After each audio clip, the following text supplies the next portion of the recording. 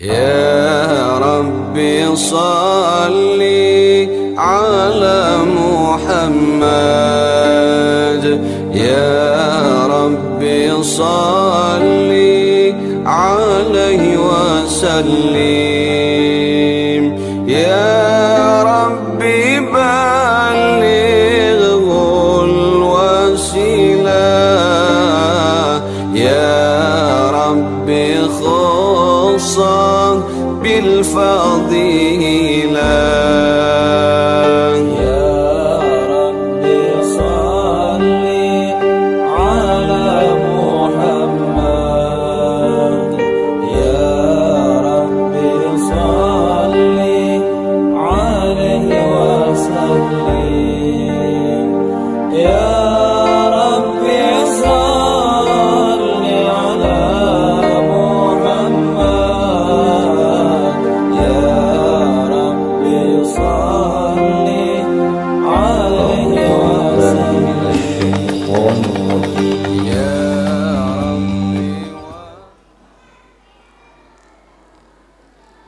Bismillahirrahmanirrahim.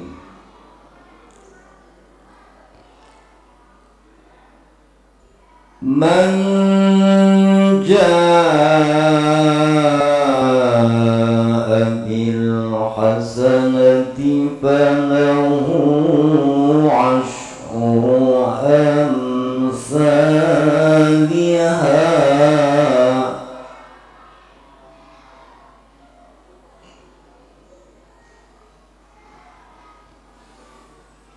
wa man jaa'a bis sayyi'ati fala yujza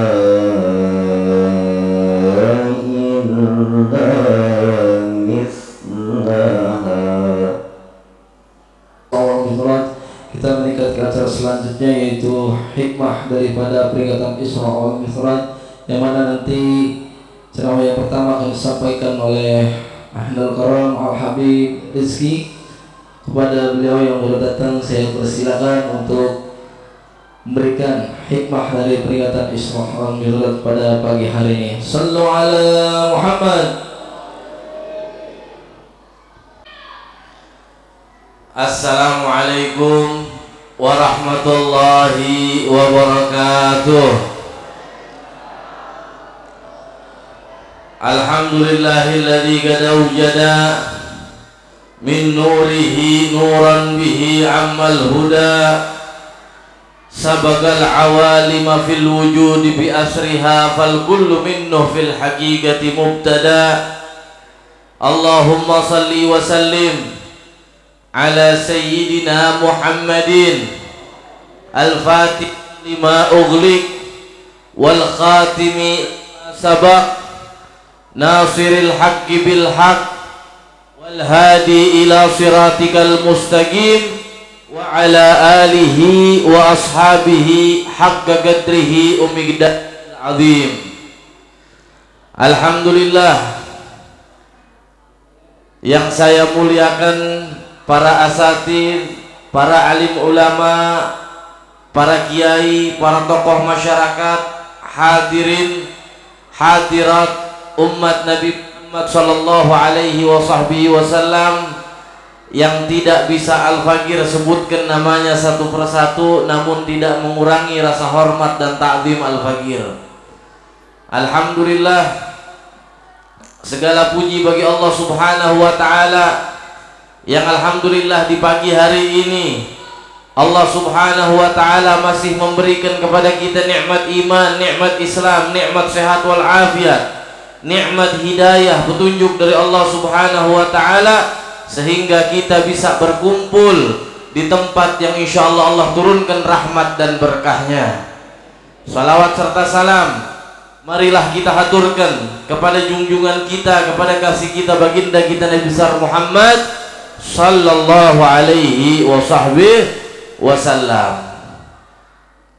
Nah, jadi sebenarnya ini kita nggak tahu nih bakal ceramah nih di sini. Ada udah bilang mau Ustadz Noval aneh hadir, cuman sebentar aja, syarat aja gitu. Habis itu mau lanjut jalan lagi soalnya, nggak taunya udah langsung ditodong aja.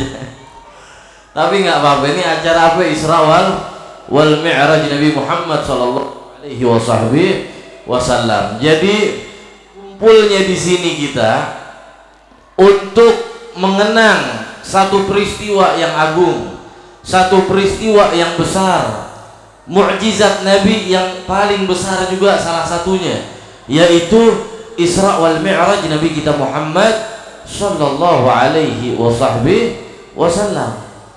Perjalanan dari Masjidil Haram ke Masjidil Aqsa, dari Masjidil Aqsa Mi'raj ke langit, sampai ke langit ketujuh, sampai Sidratul Muntaha, sampai berjumpa dengan Allah Subhanahu wa ta'ala. Dan ini adalah salah satu daripada keagungan Nabi kita Muhammad sallallahu alaihi wasallam. Dulu Nabi Allah Musa alaihi salam, kalau dulu Nabi Allah Musa alaihi salam, beliau minta untuk berjumpa dengan Allah Subhanahu wa ta'ala, tapi Nabi Muhammad diminta oleh Allah Subhanahu wa ta'ala berjumpa dengannya. Ini bedanya nih. Nabi Musa minta, tapi Nabi Muhammad sallallahu alaihi wasallam dipanggil sama Allah Subhanahu wa ta'ala. Ini menunjukkan apa? Kemuliaan daripada Nabi kita Muhammad sallallahu alaihi wasallam. Nabi Allah Musa alaihi salam, beliau minta kepada Allah Subhanahu wa ta'ala, Rabbi syrah li sadri, ya Allah lapangkan dadaku. Tapi Nabi Muhammad belum minta, udah dikasih sama Allah Subhanahu wa ta'ala, alam nasyrah laka sadrak. Ini kemuliaan Nabi Muhammad sallallahu alaihi wasallam dibanding dengan para nabi-nabi lain. Kemudian Nabi Allah Musa alaihi salatu wassalam, beliau salah satu mukjizatnya, beliau bisa membelah lautan. Tapi Nabi Muhammad sallallahu alaihi wasallam, beliau membelah bulan. Kalau Nabi Musa mukjizatnya masih di bumi, tapi Nabi Muhammad udah keluar bumi mukjizatnya. Ini kemuliaan Nabi Muhammad sallallahu alaihi wasallam. Kalau para nabi yang lain sebelumnya, mereka wafat mukjizatnya selesai di situ. Tapi Nabi Muhammad, beliau 1400 tahun yang lalu telah meninggalkan kita, tapi mukjizatnya sampai hari ini masih bisa kita rasakan. Ini kemuliaan Nabi Muhammad sallallahu alaihi wasallam. Kemudian Nabi Muhammad ketika beliau Mi'raj menghadap Allah Subhanahu wa ta'ala, ketika beliau Mi'raj menghadap Allah Subhanahu wa ta'ala, nanti cerita lengkapnya mungkin ustadz-ustadz kita bisa ceritain tentang cerita Isra wal Mi'raj. Tapi ini satu renungan aja buat kita tentang kemuliaan Nabi Muhammad. Jadi ketika beliau memasuki satu alam, ya, untuk berjumpa dengan Allah Subhanahu wa ta'ala, yang mana di alam tersebut malaikat Jibril aja nggak bisa masuk ke alam tersebut. Malaikat Jibril nggak bisa masuk. Apa kata malaikat Jibril? Ya Rasulullah, seandainya saya masuk satu langkah lagi, niscaya terbakar tubuh saya ini ya Rasulullah. Saking Masya Allahnya. Nah, sebelum masuk alam itu ada satu alam lagi yang Rasulullah masuk bersama malaikat Jibril. Dalam riwayat di situ malaikat Jibril menampakkan wujud aslinya, yang belum pernah malaikat Jibril itu menampakkan wujud aslinya kecuali di situ. Untuk apa menunjukkan wujud aslinya? Ta'adduban, adab kepada Allah Subhanahu wa ta'ala, adab kepada pemilik alam tersebut. Jadi adabnya luar biasa. Nah, selesai dari alam itu, naik ke alam selanjutnya, itu malaikat Jibril nggak bisa masuk. Beliau bilang kalau masuk satu langkah beliau kebakar. Tapi Nabi Muhammad sallallahu alaihi wasallam masuk alam tersebut dan berjumpa dengan Allah Subhanahu wa ta'ala dalam keadaan beliau memakai sendalnya. Sementara Nabi Allah Musa alaihi salam ketika beliau di Bukit Tursina dipanggil untuk bercakap-cakap dengan Allah Subhanahu wa taala, Allah perintahkan kepada Nabi Musa, "Ikhla' na'laik." Copot sendalmu wahai Musa. Fa innaka bil wadil muqaddasi tuwa. Karena engkau ada di lembah yang suci. Nabi Musa ya bercakap-cakap dengan Allah di bumi. Di Bukit Tursina itu disuruh copot sendalnya Nabi Musa. Tapi Nabi Muhammad sallallahu alaihi wasallam beliau dipanggil ke hadirat Allah Subhanahu wa taala, beliau nggak disuruh copot sendalnya. Sendalnya ikut. Bahkan sampai ada para ulama bilang, kalau begitu sendalnya Nabi Muhammad sama malaikat Jibril lebih mulia mana ini? Sampai ada yang menafsirkan bahwa sendalnya Nabi Muhammad sallallahu alaihi wasallam itu lebih mulia daripada malaikat Jibril, karena sendalnya Nabi Muhammad itu ikut menghadap Allah Subhanahu wa taala bersama Nabi kita Muhammad sallallahu alaihi wasallam. Nah, ini renungan buat kita betapa mulianya Nabi kita Muhammad sallallahu alaihi wasallam. Maka dengan berkah Isra wal Mi'raj ini, dengan berkah perkumpulan ini, dengan berkah nanti kisah-kisah Nabi Muhammad sallallahu alaihi wasallam yang diceritakan oleh guru-guru kita nanti, mudah-mudahan keluar kita dari sini semakin menambah kecintaan kita kepada Nabi Muhammad sallallahu alaihi wasallam, yang artinya kalau kita cinta kepada Nabi Muhammad, niscaya kita ikut ajarannya Nabi Muhammad, kita ikut apa yang disenangi oleh Nabi Muhammad, kita menjauhi apa yang tidak disukai oleh Nabi Muhammad. Sholatnya kita jaga, puasanya kita jaga, salawatnya kita jaga, silaturahminya kita jaga. Hal-hal tersebut apa? Semua yang disenangi oleh Nabi Muhammad sallallahu alaihi wasallam. Kemudian maksiatnya mulai kita kurang-kurangin,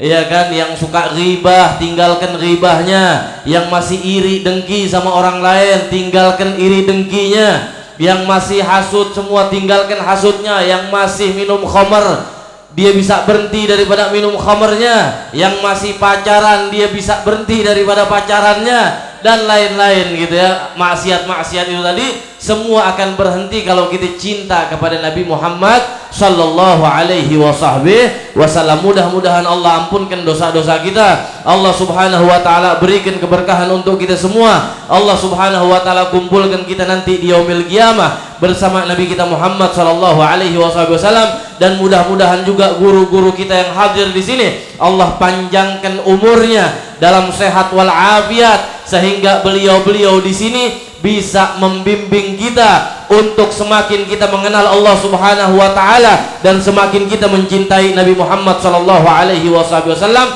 Hadza minni wal afu minkum. Wassalamualaikum warahmatullahi wabarakatuh. Waalaikumsalam warahmatullahi wabarakatuh.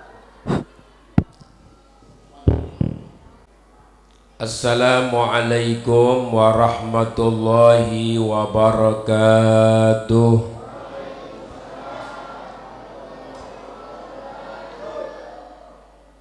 Alhamdulillahi rabbil alamin, wa bihi nasta'inu ala umurid dunya waddin, wassalatu wassalamu ala ashrafil mursalin Sayyidina wa maulana Muhammadin wa ala alihi wa sahbihi ajma'in, amma ba'du. Ahlan wa sahlan, kita sambut guru kita. Ya Rasulullah salamun, ya rafi'a syani wa daraji. Sama-sama ya Rasul. Sama-sama. Lek ya rafi'a syani wa daraji ya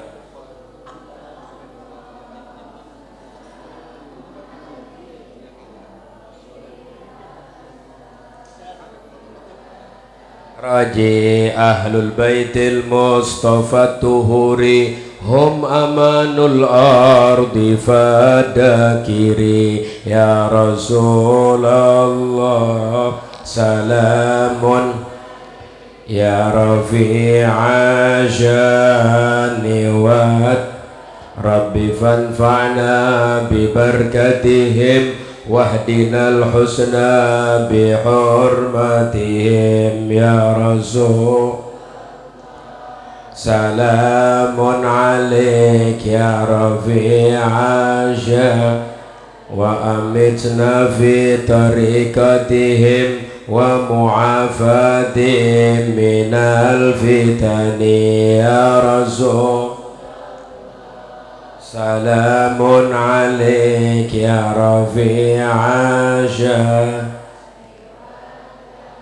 Allahumma salli wa sallim wa barik. Lanjut nggak Bu? Ini agak berat nih Pak Agus, kita ceramah ya. Ceramah berat ini depan guru, masalahnya ngomong itu 3 yang gugup ya. 1 ngomong depan mertua, bener ya? Ini ada mertua saya tuh, tambah guru yang kedua. Waduh, tambah gugup aja ini. Lanjut nggak Bu kira-kira Pak? Iya, kita kalau depan guru itu ya udah samina wa ta'na aja. Sedikit yang saya mau sampaikan tentang hikmah Isra dan Mi'raj. Yang pertama, hikmah Isra Mi'raj adalah menunjukkan Allah maha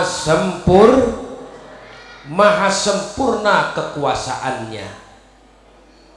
Karena Allah mampu menjalankan perjalanan Nabi minal Masjidil Haram ilal Masjidil Aqsa dengan waktu yang singkat. Itu yang pertama. Kenapa memang? Ya karena itu perjalanan jauh. Pada saat itu belum ada pesawat terbang, sehingga perjalanan begitu jauh dianggap aneh sama orang-orang pada saat itu. Maka Allah mulai dengan kata-kata subhanalladzi, maha suci Allah.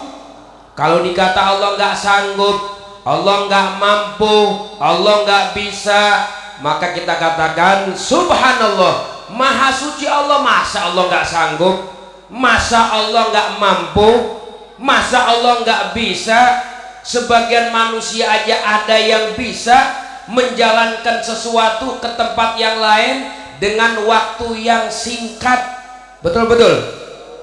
Itu dulu ada cerita ya dalam surat An-Naml itu ya, Nabi Sulaiman ketika mau kedatangan Ratu Bilqis, Nabi Sulaiman mengatakan kepada pasukannya, ya ayyuhal mala'u mayyatini, wahai rombongan kelompokku, siapakah yang sanggup mendatangkan singgasana bangku Ratu Bilqis. Ini udah dikit lagi sampai. Salah seorang jin mengatakan, ana atika qabla an taquma min maqamik. Saya bakal sanggup datengin singgasana Ratu Bilqis dalam hitungan Tuan sekarang sedang duduk, silahkan Tuan berdiri. Sebelum berdiri kursi sudah sampai. Itu kalau jaraknya jauh dari negeri Yaman, Sabah ya, ke negeri Mesir ya bisa ratusan bahkan ribuan kilometer. Tapi itu dengan hitungan orang duduk berdiri, kira-kira berapa detik itu? Nggak sampai 1 menit, betul-betul. Itu jin iblis bisa sanggup. Kata Nabi Sulaiman, ada yang lebih cepat lagi. Qala allazi indahu ilmun minal kitab. Berkata sebagian orang yang punya ilmu dari kitab Allah Subhanahu wa taala, namanya Asaf Barkhiyah. Dia bilang, ana atika qabla ayyartadda ilaika tarfuk. Saya bisa datengin itu kursinya Ratu Bilqis sekejap mata. Tuan ngedip belum melek udah kelihatan. Hebat nggak tuh kira-kira? Ratusan kilometer mindahin kursi, ya enggak? Kita aja kalau mindahin kursi dari Perigi ke Pondok Jaya tukang tenda bisa 2 jam kalau macet, bener. Ya jaraknya masih Tangsel, masih Pondok Aren. Ini ratusan kilometer, tapi dalam hitungan sekejap mata. Tuan ngedip sebelum ngelihat lah, sebelum ngebuka mata udah sampai. Itu manusia, bukannya Allah. Pengikut Nabi Sulaiman, bukan Nabi Sulaiman. Apalagi Nabi Sulaimannya lebih hebat lagi pastinya. Anak buahnya aja begitu, bisa pindahin kursi yang jarak jauh dalam waktu sekedip mata. Apalagi Allah Subhanahu mindahin Nabi Muhammad minal masjidil haram ilal masjidil aqsa, minal masjidil aqsa ila sidratil muntaha. Jangankan sejam, semenit kalau Allah mau, Allah berkehendak, sanggup nggak? Itu namanya subhanalladzi asra. Maha suci Allah yang telah memperjalankan. Ini asra nih, kalau orang ngaji sorob namanya fi'il muta'addi, pakai hamzah tuh bit ta'diyah ya, dengan muta'ad hamzah tuh bil hamzi ya. Jadi saro, kalau saro itu jalan malam, tapi kalau asro diperjalankan di malam hari. Padahal tanpa lailan udah cukup. Kenapa? Emang saro ini buat jalan malam, cuma ditambahin pakai lailan. Kenapa? Lailan itu kalimah isim nakiroh yang artinya sebentar waktu malamnya, nggak lama-lama. Kalau pakai alif lam al-lail, kalau al-lail itu dari maghrib sampai subuh, itu al-lail pakai alif lam. Kalau nggak pakai alif lam, lailan itu artinya semalaman, ya sebentar lah, sejam setengah jam. Dari mana? Minal masjidil haram ilal masjidil aqsa sampai ke sidratul muntaha, balik lagi ke masjidil haram dalam waktu yang relatif singkat. Lailan bahasanya. Nah, ini mengajarkan kepada kita juga banyak hikmah di dalam ini ayat. Yang pertama, kalau kita mau jalan di malam hari, ya beribadah kepada Allah adalah bagus waktu ibadah di malam hari ya. Dulu ya Nabi pernah bilang kepada salah seorang istrinya yang bernama Sofiyah binti Sina Umar ibn Khattab. Bilang apa?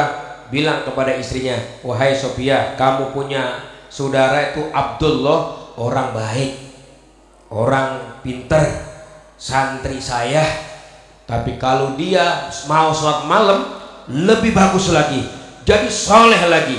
Disampaikan itu Abdullah bin Umar ketika dengar begitu kaget. Wah, ini Nabi nih ya, pandangannya sirun nubuwah namanya, tahu rahasia orang. Berarti Abdullah bin Umar sholat malam sih, cuma masih kurang banyak. Makanya pada saat itu dia katakan, semenjak Nabi ngomong begitu saya nggak pernah tinggal malam. Kenapa? Orang yang pengen dekat kepada Allah. Nah, makanya mudah-mudahan kita pulang dari tempat belajar dari peristiwa Isra Mi'raj, mari kita dekat kepada Allah di malam hari.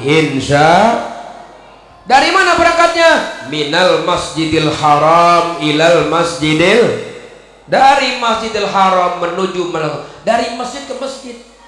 Kenapa Nabi gak katakan, Allah gak katakan min Makkah ila Baitil Maqdis, min Makkah ila Palestina? Ini menunjukkan bahwa Nabi begitu terikat hubungannya dengan masjid. Nah, ini kita mengajarkan kepada kita, kalau kita cinta kepada Nabi, kita ingin melawan Nabi, jangan jauh-jauh dari masjid. Kita pergi kemana-mana silahkan, tapi waktunya sholat mampirlah di hubungan kudu dengan masjid. Kenapa? Sebab ini yang menangkal bala, musibah, perpecahan, runtuhnya bangsa dan negara adalah masih adanya orang-orang yang suka ke Iya, kita punya utang jasa, Pak. Ya, kita punya utang jasa, kita nyari duit aman, kita anak-anak kita sekolah pergi pulang aman, negara kita aman. Sebenarnya ada kekuatan yang tidak nampak di situ menjadikan negeri aman, bangsa aman, adalah adanya segelintir orang yang suka ke ngaji ke masjid, sholat 5 waktu ke masjid. Orang yang punya ta'aluk dengan masjid hatinya, maka itulah orang-orang yang keberadaannya menjadi penangkal bala dan musibah. Mudah-mudahan keberadaan kita menjadi sebab bala musibah tertolak dari negeri kita khususnya. Amin. Jangan jadi manusia yang ngundang bala, ngundang musibah, ngundang bencana. Jangan. Jadilah kita manusia yang menyetop bencana, yang memberhentikan bala musibah. Gimana caranya? Buat kita orang biasa, hidupkan amalan orang kalau hidup amalan masjid bakal selamat, insya. Iya, kita masih mau sholat ke masjid berjamaah, mau ngaji ke masjid, baca Quran, iktikaf di amalan-amal masjid ini, masya Allah, amalan yang dicintai oleh Allah Subhanahu. Bahkan benteng pertahanan iman adalah orang gemar masuk ke masjid. Idza ra'aitumur rajul ya'tadul masajid fashhadu lahu bil iman. Kalau kamu menyaksikan orang suka ke masjid, Nabi katakan saksikan itu orang punya iman. Nabi katakan suruh husnuzon, punya iman tuh orang. Kenapa? Karena tuh orang mau masuk ke dalam masjid. Makanya kita nih Pak Bu, Nurul Iman masjid udah megah, udah mewah, ada AC-nya, karpetnya tebal, ya suasananya juga nyaman. Mudah-mudahan kita tambah betah di masjid, amin. Ini kita kalau betah di masjid, malaikat doain kita, Allah maghfir lahum warhamhum, ya Allah ampuni mereka yang di masjid, kasih sayangi mereka yang di dalam masjid. Makanya kita didoain sama para malaikat, amin. Mudah-mudahan semua yang punya dosa keluar dari tempat ini, dosa-dosanya diampuni oleh Allah. Yang pengen mendapatkan hajat, mudah-mudahan dengan rahmat Allah, Allah kabulkan hajatnya. Ini punya masjid, minal masjidil haram ilal masjidil aqsa. Bahkan Nabi ketika naik sampai ke aras, Nabi cerita itu. Apa kata Nabi? Ra'aitu lailata usriyabi birajulin mughayyabin binuril arsy. Di malam aku diisrakan, aku menyaksikan ada seseorang yang dilingkari oleh arasnya Allah subhanahu wa ta'ala. Nabi bertanya kepada Allah, ya Rabbi ahadha malakun muqarrab am nabiyyun mursal? Apakah ini malaikat yang sedang taqarrub ataukah Nabi yang lebih dahulu diutus sebelum saya? Apa kata Allah? La, bukan malaikat, bukan juga Nabi, huwa min ummatik, bahkan dia termasuk umatmu. Jadi umat Nabi ada yang sampai aras. Siapa itu amalannya waktu di dunia? Yang pertama, kanat lisanuhu ratban bi dzikrillah. Yang pertama, dia punya lisan senang berzikir kepada Allah. Ini kita kan disuruh zikir banyak-banyak, betul-betul. Udzkurullaha dzikran katsira. Banyak nyebut Allah. Masuk masjid ada zikirnya. Betul nggak? Keluar masjid ada zikirnya. Benar? Masuk kamar mandi, keluar kamar mandi, ada zikirnya nggak? Ada. Mau makan, habis makan, ada zikirnya nggak? Mau sholat, ada zikirnya nggak? Di dalam sholat, ada zikirnya nggak? Habis sholat, ada zikirnya nggak? Mau tidur, bangun tidur, ada zikirnya nggak? Zikir pagi, zikir sore, ada nggak? Semuanya ada zikirnya. Kenapa? Supaya kita punya hubungan kepada Allah. Orang yang punya hubungan kepada Allah, lihat tempatnya di aras. Ini orang di aras tempatnya. Kenapa? Waktu di dunia banyak berzikir kepada Allah. Yang disebut bukan makhluk lagi, yang disebut Khalik, yang disebut penciptanya. Diulang-ulang namanya, dipanggil-panggil namanya. Ya Allah, ya Allah, ya Allah. Kelak dia yaumil kiamah, dia bakal ketemu Allah dalam keadaan Allah ridho kepadanya. Amin ya rabbal.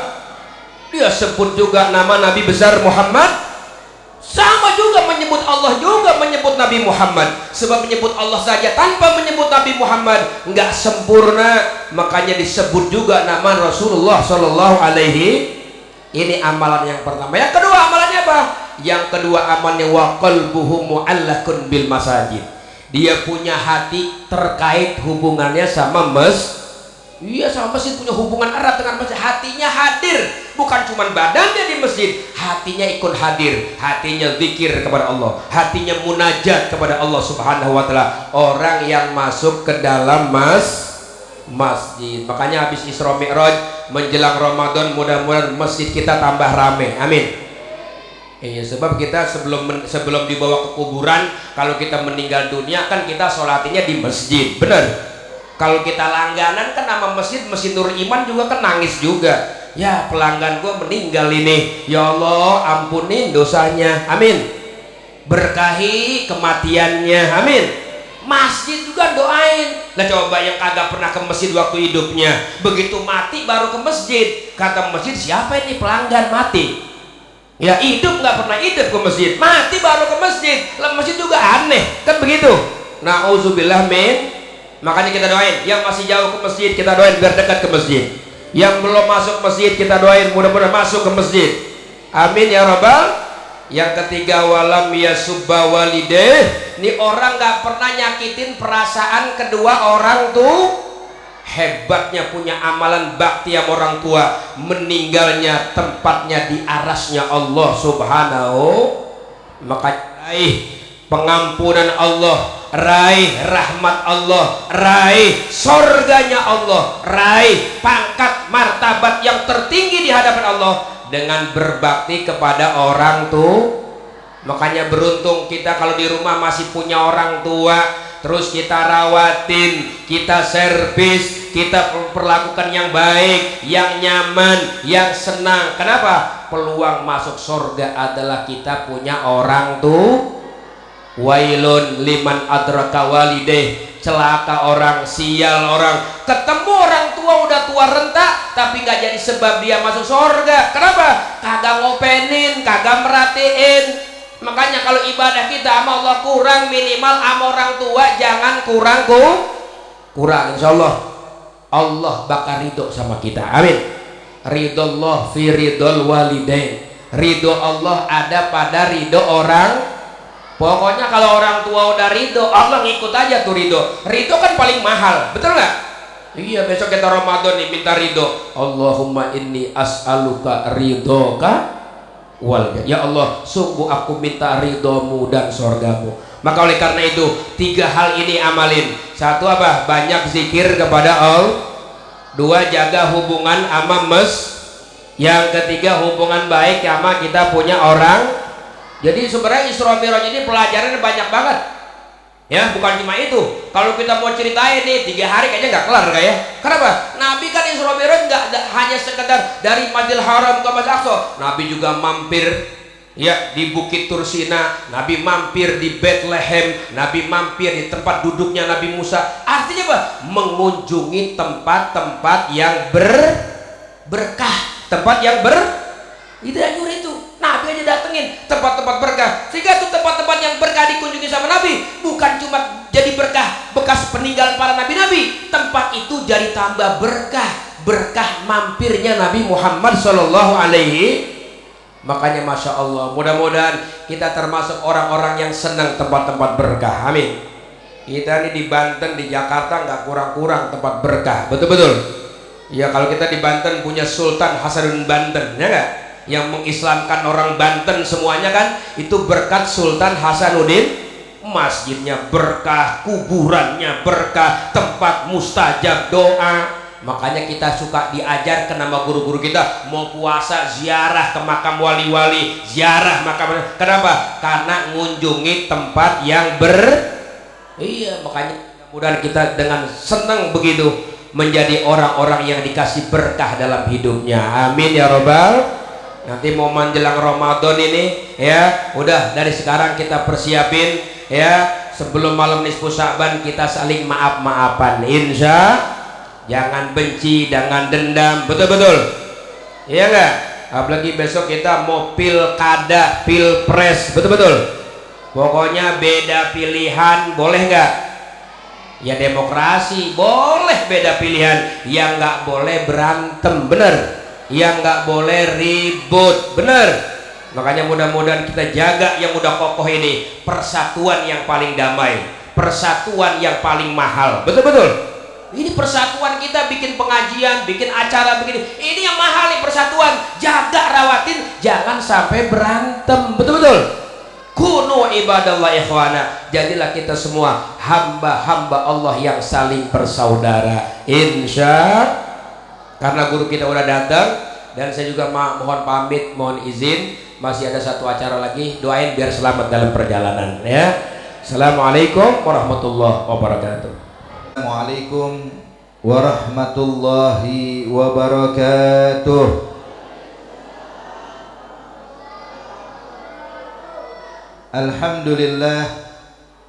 Alhamdulillahilladzi hadana lihada wa ma kunna linahtadiya laula an hadana Allah.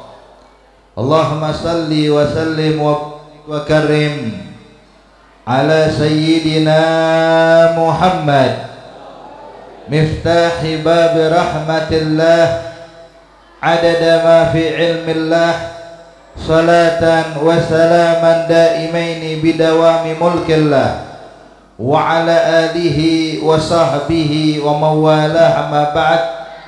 Yang sama kita hormati para alim ulama, para kiai, para asatidz, tokoh masyarakat, para hujjaj yang mohon maaf namanya tidak bisa kan satu persatu, namun insya Allah tidak mengurangi rasa hormat dan ta'zim saya kepada beliau semuanya. Wabil khusus kepada guru kita yang telah menyampaikan nasihat kepada kita, Al-Ustaz Syahruddin, yang insya Allah panjangkan usia beliau dalam keadaan sehat wal afiyah, sehingga bisa selalu membimbing kita ke jalan yang diridhoi oleh Allah Subhanahu wa taala. Hadirin hadirat yang dimuliakan Allah, barusan kita dengarkan nasihat dari guru kita Al-Ustaz Syahruddin yang menjelaskan hikmah daripada perjalanan Isra dan Mi'rajnya Nabi Muhammad. Jujur Bapak Ibu sekalian, perjalanan Isra Mi'raj ini bukan perjalanan yang sepele, perjalanan yang begitu menakjubkan, perjalanan yang penuh hikmah dan pelajaran. Benar tadi beliau bilang, kalau pengen ngebahas Isra Mi'raj 3 hari mah nggak kelar, hadir. Padahal kalau kita pikir Bapak Ibu sekalian, perjalanan Isra Mi'raj Nabi kan sangat singkat loh. Tadi sudah sedikit disinggung oleh beliau bahwa Allah Subhanahu wa taala waktu menjelaskan tersebut, Allah nyatakan subhanalladzi asra bi 'abdihi lailan. Kalimat lailan ini menunjukkan bahwa perjalanan itu bukan semalam suntuk, tapi hanya sebahagian malam. Tapi Beb, kalau cuma sebentar, terus kenapa pembahasannya panjang? Biasa kan ini bukan ditambah, beda sama kita Pak. Kalau kita nih ngelakuin sedikit terus kita cerita panjang lebar, berarti banyak bumbunya, betul. Cerita ditambah-tambahin. Ada orang jatuh dari motor, wah ceritanya kemana-mana hadirin. Dia bilang jatuh dari motor, kakinya patah, mukanya begini. Padahal sih orang cuma lecet doang kakinya. Cuman subhanallah banyak cerita tambahan. Tapi kejadian Isra Mi'raj enggak hadirin. Tapi semuanya terbukti dan diberikan oleh Allah Subhanahu wa taala dengan waktu yang singkat. Allah Maha mampu. Sehingga ini pernah kejadian Pak, di masa Rasulullah didatangi oleh Sayyidina Ali, waktu Nabi Muhammad mampir ke rumah Sayyidina Ali bin Abi Thalib, rumah putrinya. Waktu datang Nabi habis salat asar, Sayyidina Ali kala itu lagi ada urusan sehingga belum sempat salat asar. Nabi kecapean. Kata Rasulullah, ya Ali tolong dong pangku kepala saya mau tidur, kata Rasulullah. Maka Nabi pun tidur di atas pangkuan kakinya Sayyidina Ali bin Abi Thalib. Sayyidina Ali karena hormat dan respek pada Nabi Muhammad, karena memuliakan Rasulullah, nggak berani gerakin kakinya Pak. Dibiarin Rasulullah tidur dengan tenangnya, tidur dengan nyenyaknya, tidur dengan nyamannya. Sampai Sayyidina Ali nggak berani bangunin Rasulullah. Subhanallah Bapak Ibu sekalian, matahari sudah mulai mau tenggelam, udah mulai kuning matahari, sudah mulai mau tenggelam, sedangkan Sayyidina Ali belum sholat asar, mulai gelisah hadirin, bingung bangunin apa jangan Rasulullah.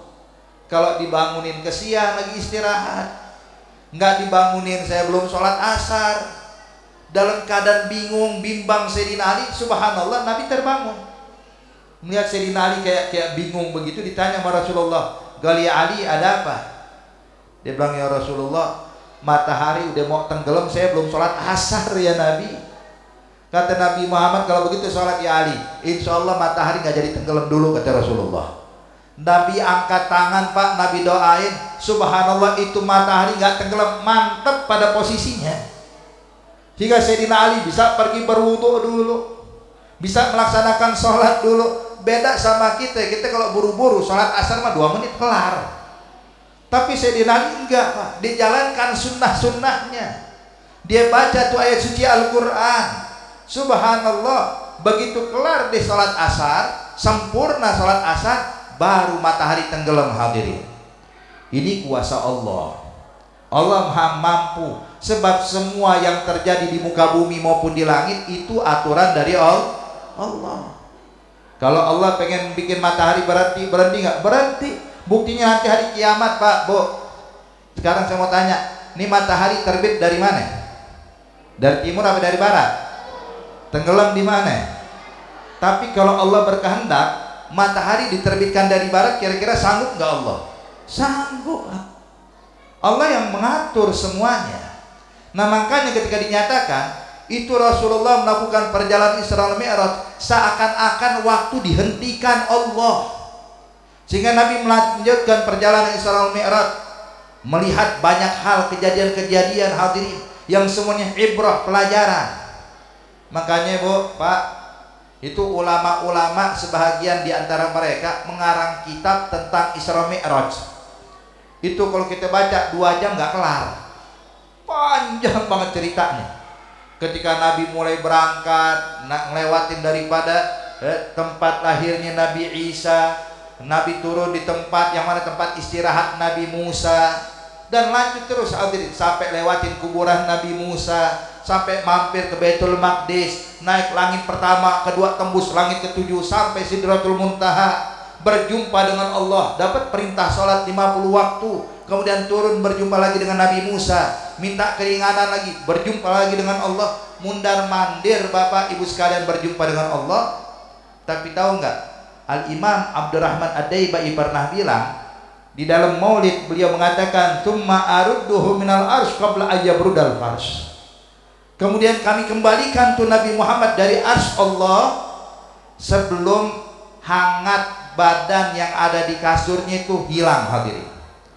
Pak, Bu, kita kalau duduk di sofa, duduk di kursi begitu, kalau kita berdiri kadang kan kita masih bisa merasakan tuh suhu tubuh kita, masih ada hangat tuh di tempat yang kita dudukin, betul? Saya mau tanya, tuh hangat tubuh kita di kursi bertahan berapa lama? 1 jam? Enggak. 10 menit? Enggak. 1 menit pun enggak hadirin, hitungan detik. Kita duduk, bangun, kita hitung coba, paling 1-2 detik kelar. Tapi tahu nggak, dinyatakan dalam Maulid Ad-Daibai, Allah mengembalikan Nabi Muhammad dari arsy-Nya sampai duduk lagi di tempat dia mulai terbangun, itu suhu badannya masih hangat hadirin, masih dirasain tuh sama Rasulullah. Tuh Allah maha mampu. Makanya kalau kita bicara beb kayak nggak masuk di akal, iya kalau saya yang jalan nggak masuk akal. Tapi kalau Allah yang mengatur mah masuk akal hadirin. Contoh nih Bu, ini semut dari Pondok Jaya, semut dari Pondok Jaya kalau mau pergi ke BSD jalan kaki kira-kira berapa hari nyampe? Semut nih, bukan ente, semut jalan kaki dari sini Pondok Jaya ke BSD hadirin, jalan kaki berapa tahun? Setahun nggak nyampe hadirin, semut. Tapi coba kalau ada semut di Pondok Jaya berjumpa dengan semut yang ada di BSD, semut yang BSD melihat nih semut asing nih, bukan orang sini katanya. Ditanya, semut dari mana ente? Semut dari Pondok Jaya bilang, aneh dari Pondok Jaya. Dibilang, Masya Allah jauh banget. Kapan berangkatnya? Dia bilang, Alhamdulillah kurang lebih setengah jam yang lalu deh. Kira-kira semut percaya nggak? Enggak. Wah, mana mungkin setengah jam nyampe sini, mustahil. Iya kalau jalan kaki, tapi kalau naik ke baju saya naik mobil berangkat ke BSD setengah jam nyampe nggak? Nyampe. Jadi kalau tahu hadirin, saya ini kata semut, saya nggak jalan kaki, saya naik ke bajunya Habib Syafiq naik mobil berangkat setengah jam nyampe BSD, setengah jam mah percaya hadirin. Nah Nabi Muhammad bukan jalan kaki Pak ke Baitul Maqdis, Allah kirimkan yang namanya buraq, kendaraan yang begitu cepatnya luar biasa, perjalanan yang luar biasa sampai ke Baitul Maqdis, naik ke langit pertama sampai Sidratul Muntaha hadirin. Cuman al-khulasah, kita kalau bicara tentang Isra Mi'raj panjang lebar lah, tapi yang inti yang harus saya sampaikan hadirin adalah apa yang dibawa oleh Nabi Muhammad setelah pulang Isra Mi'raj. Nabi datang bawa perintah sholat, yang mana sholat ini hadirin hadirat, kedudukan dalam agama kita ini sangat penting, sehingga Nabi menyatakan inna manzilatus shalah fid din ka manzilatur ra's fil jasad. Kedudukan posisi sholat di dalam agama Islam sama dengan kedudukan kepala dalam tubuh. Bu, Kalau manusia tanpa tangan masih bisa hidup nggak? Bisa. Manusia tanpa kaki masih bisa hidup. Tapi kalau manusia tanpa kepala bisa hidup nggak? Enggak. Jadi kalau seandainya ada orang nggak punya kepala, dia bilang nih setan nih, jin, zombie nih orang, hadirin. Kenapa?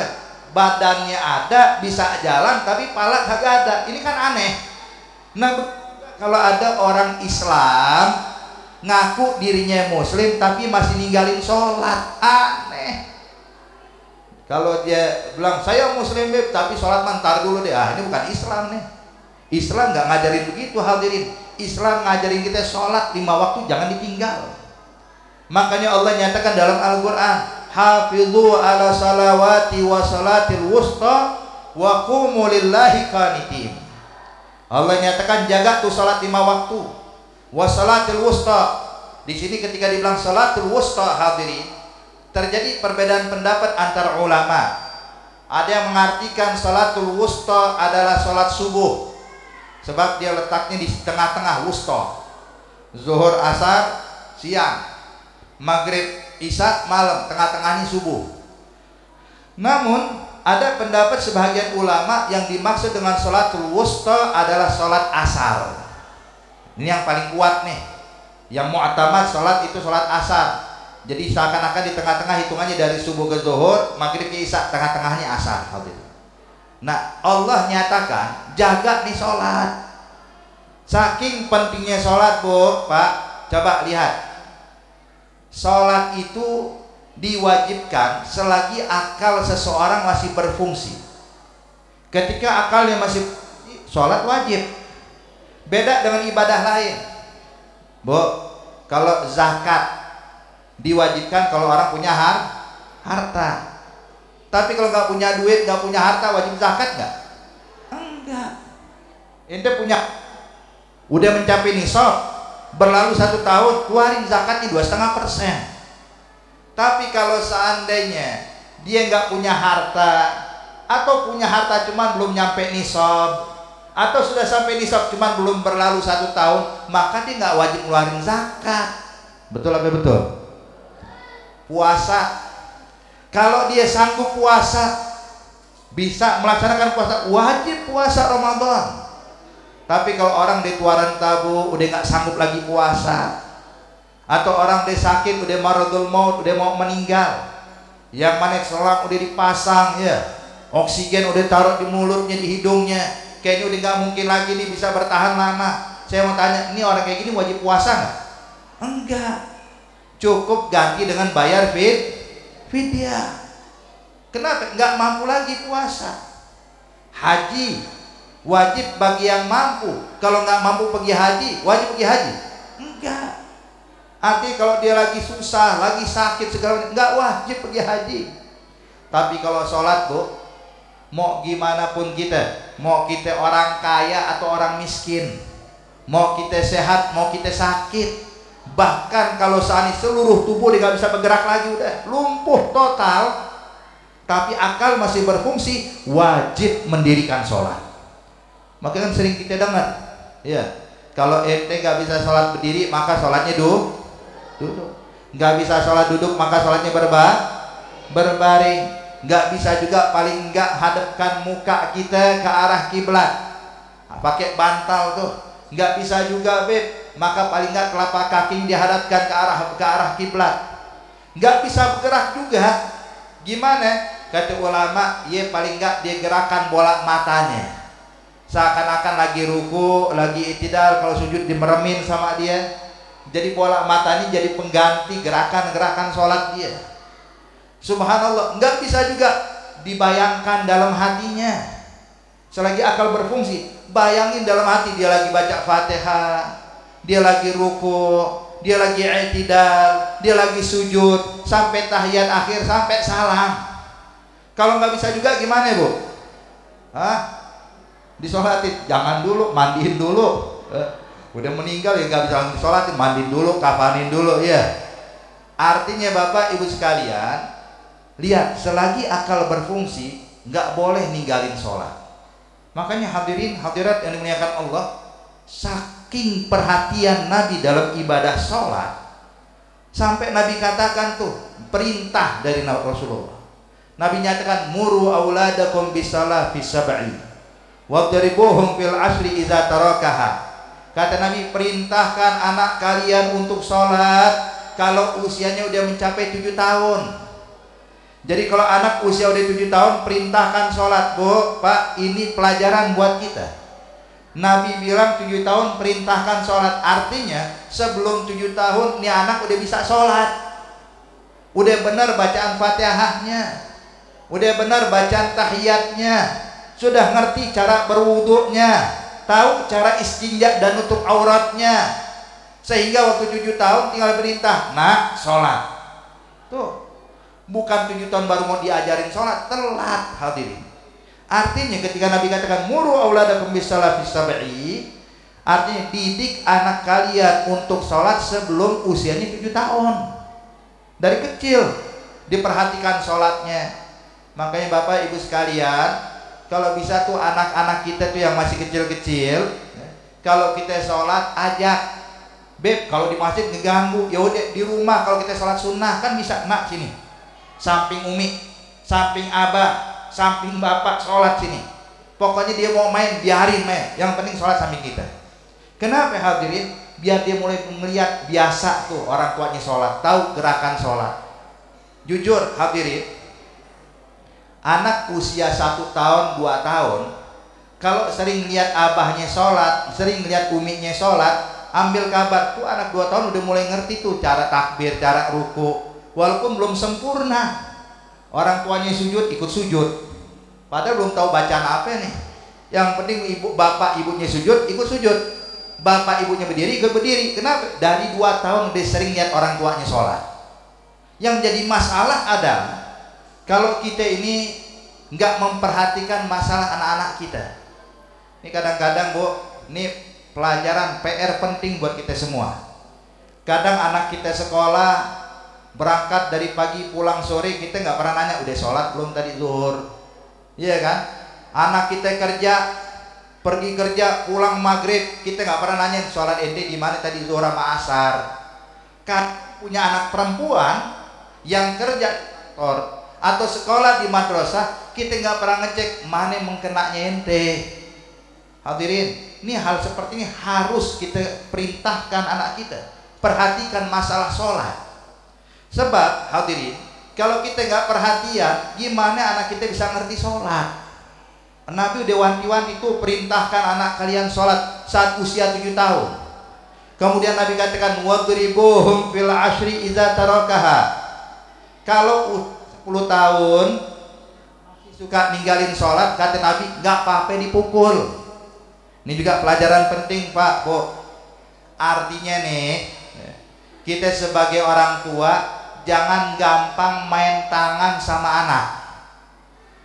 Nabi ngajarin, kalau ini anak usia 10 tahun ninggalin sholat, baru boleh dipukul. Artinya apa? Orang tua nggak gampang main tangan sama anak, nggak sering mukulin anak. Khususnya anak baru umur 5 tahun jangan dipukulin, kesian. Umur 8 tahun jangan sering-sering dipukul, biarin biar main hadirin. Yang penting kita atur, jangan ntar kesenggol gelas pecah, kita rotanin tangan dia. Main pulang telat dikit, wah kita pukulin kakinya. Jangan hadirin. Cukup dengan nasihat. Kalau mau dijewer dikit deh. Tapi kalau dia usia 10 tahun ninggalin sholat, pukul tangannya. Kenapa? Biar dia ngerasa, saya umur ini dari mulai lahir sampai umur 9 tahun nggak pernah abah saya mukul, tapi giliran saya 10 tahun ninggalin sholat dipukul tangan saya. Jadi bakal lihat nih pukulan itu adalah hukuman terberatnya dia. Kalau udah kayak begini hadirin, dijamin nih anak sampai tua nggak bakal ninggalin sholat. Tapi kalau kita gampang main tangan, nih anak usia 9 tahun 8 tahun nyenggol gelas pecah dirotang, pulang telat main dirotang, telat mandi dirotang, kemudian juga kadang dia begini dirotang, terus ninggalin sholat dirotang, dia bakal anggapan wah ninggalin sholat mau mecahin gelas sama hukumannya, ninggalin sholat sama dia pulang telat sama hukumannya. jadi enteng di mata dia ninggalin sholat. Maka ketika Nabi memberikan isyarat, wadribuhum fil asri idza tarakaha, pukul anak kalian ketika usia 10 tahun mulai berani ninggalin sholat, hukum dia, pukul. Cuman ingat, syariat juga ngatur Pak, bukan mukul dengan hawa nafsu, bukan mukul dengan emosi, tapi yang dibolehkan dalam syariat adalah darbatun ghairu mubarrih, pukulan yang gak sampai melukai kulit atau mematahkan tulang. Dan pukulan juga bukan di wajah, bukan menampar hadirin, tapi pukulan di tangan, di kaki, sekiranya ini anak ngerasa kalau dia lagi dihukum. Hadirin, hadirat yang dimuliakan Allah, sebab baik tidak baiknya generasi yang akan datang tergantung kita sebagai orang tua sekarang ini. Kalau kita bisa memberikan perhatian baik buat anak-anak kita, ambil kabar, generasi yang akan datang bakal baik hadirin. Tapi kalau kita nggak ngerti cara mendidik atau tidak peduli dalam mendidik anak khususnya dalam perkara sholat, maka jangan berharap punya generasi yang baik nantinya. Nih contoh, ada guru daripada guru kami, beliau guru daripada Al-Habib Umar, yaitu guru kita Al-Habib Abdul Qadir bin Ahmad Asgar. Beliau di Jeddah hadirin. Ini guru dari para guru. Ini Habib Abdul Qadir bilang waktu usia 70 tahun dia ngomong sama murid-muridnya tahadusan bin nikmah. Dia bilang, alhamdulillah saya sejak kecil sampai usia 70 tahun nggak pernah ninggalin sholat berjamaah. Bukan ninggalin sholat berjamaah. Arti sekian puluh tahun sholatnya selalu berjamaah hadirin, nggak pernah sholat sendiri. Sampai salah satu murid bingung, Habib, rahasianya apa nih? Kok bisa sih istiqomah puluhan tahun nggak pernah ninggalin sholat berjamaah? Dia bilang ini semua berkat didikan abahnya saya. Tuh, didikan orang tua yang bakal mempengaruhi anak di masa yang akan datang hadirin. Dia bilang gimana ceritanya? Disebutkan ceritanya. Kata Habib Abdul Qadir, saya ini waktu masih usia 6 tahun, 7 tahun, ya, anak-anak masih main, cuman abah saya bilang, ya Abdul Qadir, sholat maghrib sama sholat isya di masjid ya, di masjid sana disebutin masjidnya. Ini sholat di masjid berjamaah, kemudian selepas sholat maghrib jangan pulang, duduk di masjid i'tikaf. Ngapain? Ambil Quran, hafalin Al-Quran. Ada guru ngajinya, jadi yang tukang setoran hafalan Quran tuh, pokoknya inti setorin Al-Quran antara maghrib dengan isya. Isya, lepas sholat isya baru pulang ke rumah. Baik Pak, berangkat nih Bu, tiap hari kayak begitu. Sholat maghrib di masjid berjamaah, kemudian ngambil Quran, ngapal dan menyetor Al-Quran. Sholat isya berjamaah baru pulang. Subhanallah, suatu hari ketika berangkat ke masjid seperti biasanya, melihat teman-temannya lagi pada main. Maklum namanya anak-anak, melihat rombongan kawanannya lagi main, ikut main, lupa dengan masjid. Sebab memang dunianya anak-anak ya main. Ikut main hadirin, lari sana, lari sini, azan berkumandang, masih main juga. Sampai teman-temannya pada pulang, baru Habib Abdul Qadir berangkat ke masjid. Dia nyampe ke masjid, orang dia kelar sholat, dia ambil wudhu, sholat maghrib sendiri. Selepas sholat maghrib dia ambil Quran, dia ngapal, disetor. Sholat isya berjamaah dia pulang. Abahnya tahu nih anak tadi nggak sholat maghrib berjamaah. Begitu nyampe rumah, Bu, Pak, abahnya beliau bilang, ya Abdul Qadir, gelebek Pak, tadi sholat maghrib nggak? Sholat Pak, berjamaah apa enggak? Abahnya tahu nih nggak sholat berjamaah hadirin. Kata Habib Abdul Qadir, waduh, ini kalau saya bilang sholat sendiri diomelin nih ya. Terpaksa dia bohong. Alhamdulillah Pak berjamaah. Kata abahnya, imamnya siapa kalau berjamaah? Ini emang pelajaran Bu ya, orang kalau dia bohong sekali butuh bohong kedua untuk nutupin bohong yang pertama. Kalau dia bohong 2 kali butuh bohong ketiga buat nutupin bohong yang kedua, dan selanjutnya begitu. Kata abahnya, kalau ente sholat berjamaah siapa imamnya? Maka langsung bilang, imamnya fulan Pak, imam rotib yang biasa di masjid itu, yang biasa mimpin sholat, disebutin Ami fulan Pak imamnya.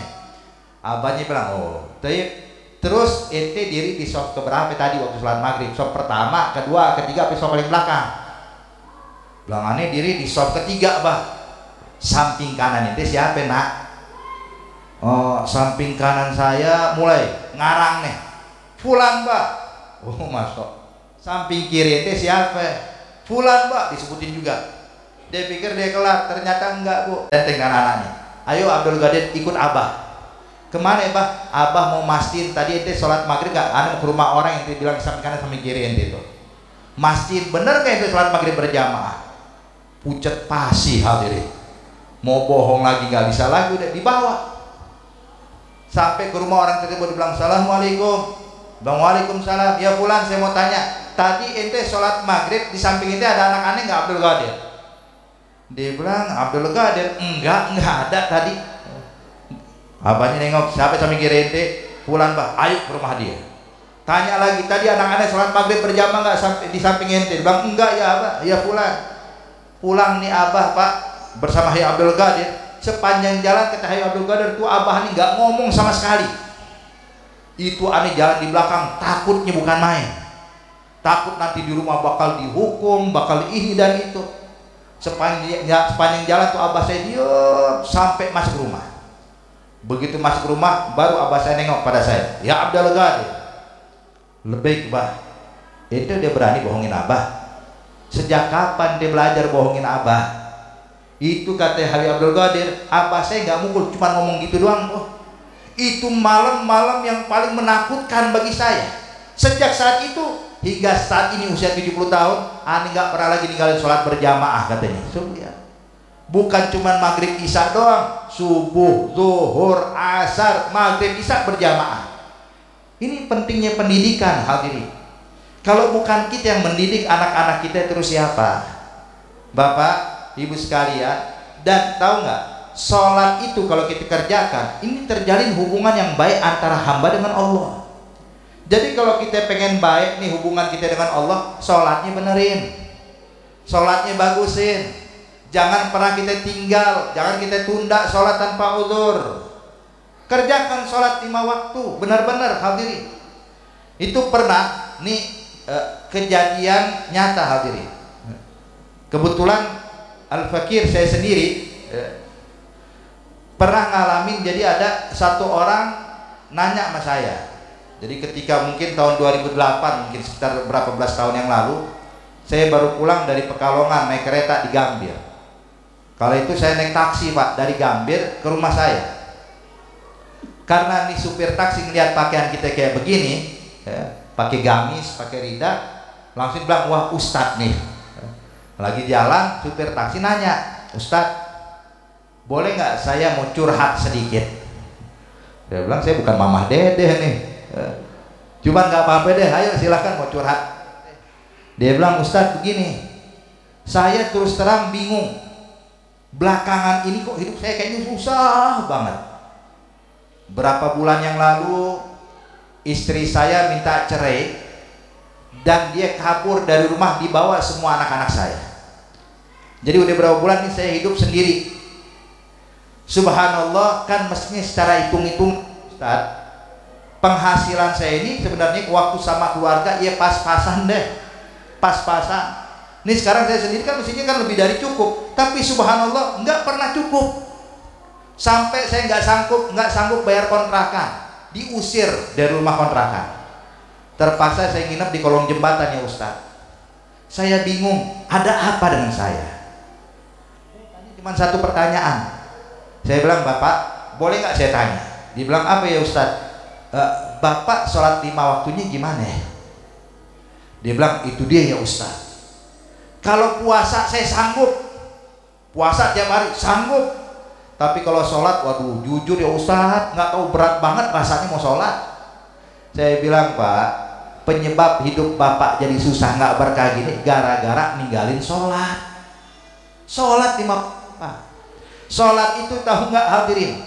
Dinamakan dengan kalimat sholat li'annaha silah. Sebab sholat itu penghubung antara hamba dengan Allah. Artinya kalau kita melakukan sholat, kita sujud, kita ruku, kita baca Fatihah, kita lakukan gerakan-gerakan sholat itu untuk mengoneksikan diri kita dengan Allah. Kalau orang sudah terkoneksi sama Allah, apapun berkah. Hidupnya berkah, keluarganya berkah, rezekinya berkah. Maka kalau orang udah mulai ninggalin sholat atau sholatnya udah nggak benar, maka hilang kebaikan dan keberkahan dari orang tersebut. Saya bilang, Pak, sholat jangan ditinggal. Terserah deh, Bapak mungkin karena mau sholat sunnah berat, yaudah, yang penting sholat fardunya aja kerjain. Sholat 5 waktu, belum bisa berjamaah, enggak apa-apa, yang penting sholat. Insya Allah bakal berubah keadaan Bapak, saya bilang. Kenapa hadirin, hadirat yang dimuliakan Allah? Seperti saya bilang, sholat itu penghubung antara kita dengan Allah. Semakin bagus sholat kita, makin bagus hubungan kita dengan Allah. Makanya Nabi Muhammad, hadirin hadirat, beliau kalau lagi punya problem, punya masalah, lagi bingung cara menyelesaikan masalah, maka yang menghibur Nabi cuma satu, apa? Sholat. Sampai Nabi berkata kepada Bilal kalau udah datang masuk waktu sholat, arih Nabi haya Bilal, tolong hibur saya. Gimana cara menghiburnya? Dikumandangkan azan, Nabi pun sholat, hadirin. Makanya Siti Aisyah pernah berkata, kata Siti Aisyah, pernah ada satu orang nanya sama saya, bertanya, ya Aisyah, gimana sih kehidupan Nabi Muhammad dalam rumah tangganya? Kita mau nyontoh nih, sebab para sahabat ini, Pak, berusaha semaksimal mungkin mencontoh Nabi Muhammad. Kalau di luar rumah kelihatan, Nabi di masjid melihat gimana cara sholat Nabi, apa yang dibaca sama Rasulullah, bagaimana Nabi bermuamalah. Tapi kalau dalam rumah kan nggak mungkin. Maka sahabat nanya langsung pada istri Rasulullah, gimana sih kehidupan Nabi dalam rumah tangganya? Apakah rumah tangga yang menegangkan? Istri kalau ketemu Nabi diam, takut salah ngomong, takut salah ucap, atau bagaimana?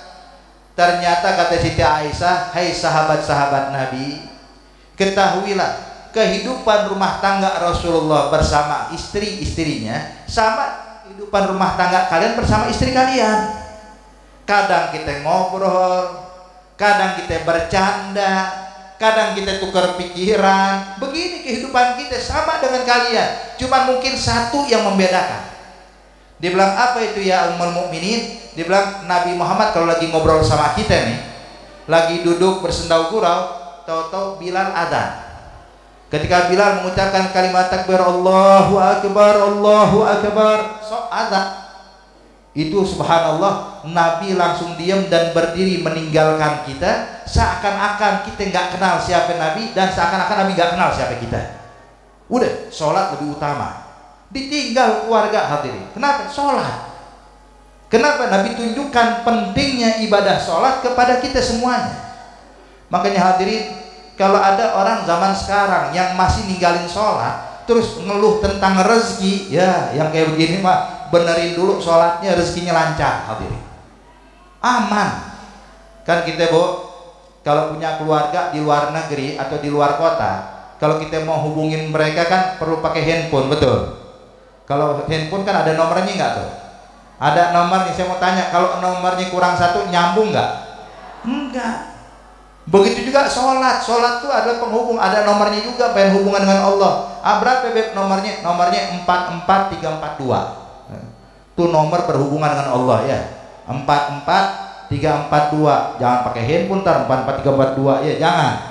Maksud 44342, 4 yang pertama zuhur, 4 yang kedua asar, kemudian 3 maghrib, kemudian 4 isya, yang kedua subuh. Tuh, ini sholatnya cuma zuhur, asar, maghrib, isya, subuh telat mulu, kagak nyambung, nggak berkah. Mau berkah nih, jaga nih 5 nih, 44342, hadirin, kerjain benar-benar. Perhatikan, sebab sholat ini hadirin hadirat yang dimuliakan Allah, ada amalan yang pertama dihisab oleh Allah. Baik atau tidak baiknya kita di hadapan Allah tergantung sholatnya.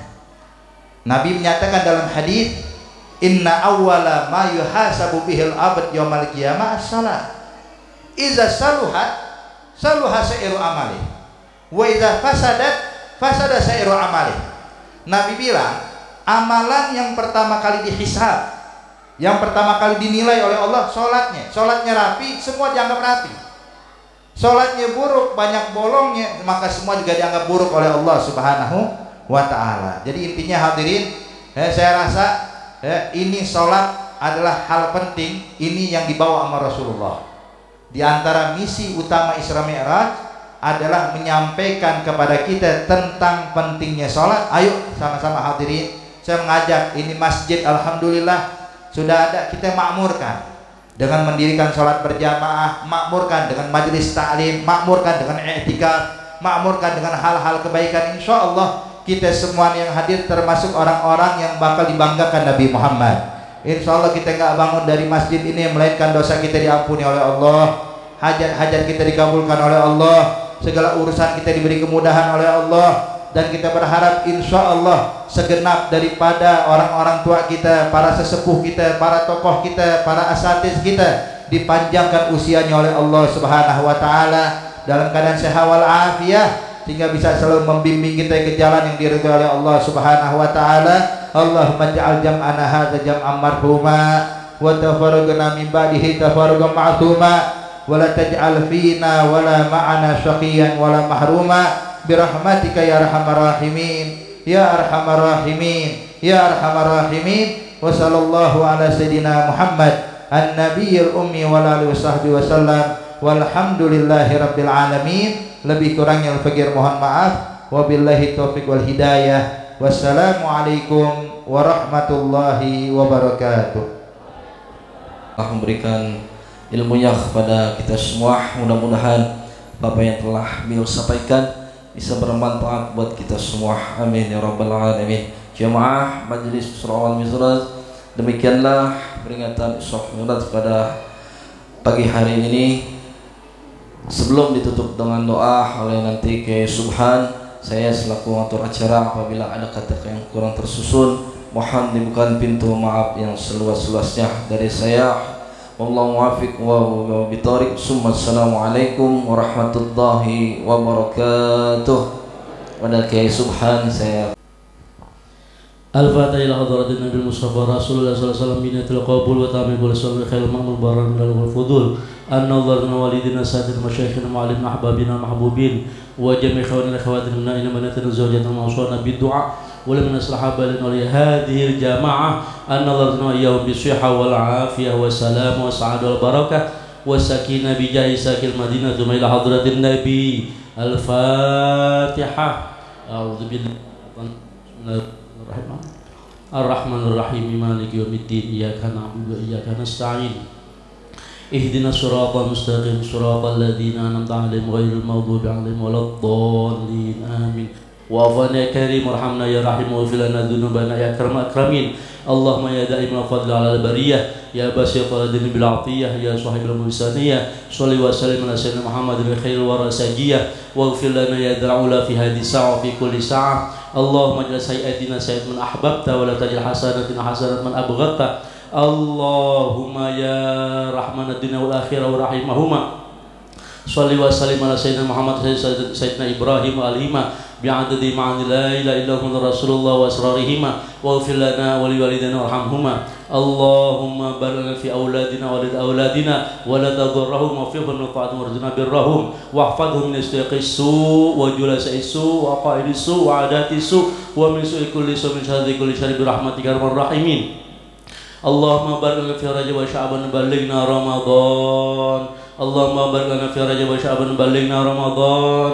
اللهم بارك لنا في رجب وشعبان بلغنا رمضان وعنا الصيام والقيام وقراءة القرآن وقنعنا باليسير من الكلام والطعام والمنام برحمتك يا أرحم الراحمين. اللهم يا مقلب القلوب ثبت قلوبنا على دينك واضمن علينا من حسن الخاتمة.